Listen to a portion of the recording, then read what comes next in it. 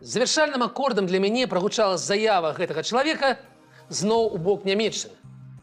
С Германией у нас много общего в политике. Очень много. Диктатура у нас одинаковая, что у вас, что у нас. Только у вас она в последнее время как-то наклонилась. Ну вот вы получили результат обнищания страны. Як вам? Мне здаецца, гэтая думка праходзіць праз усё ягонае жыццё. Гэта ягоны узор для пераймання. Германия была поднята из руин благодаря очень жесткой власти. И не все только было плохое связано в Германии с известным Адольфом Гитлером.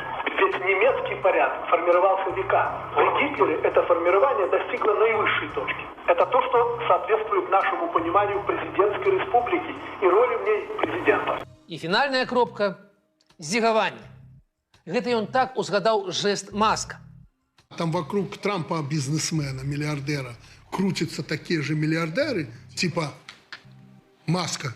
Але скажыце, каму яшчэ ў Еўропе з асобаў, якія ўважаюць сябе кіраўнікамі, прыйдзе да галавы кідаць зігу з любой аргументацыі, пагатовы ў Беларусі.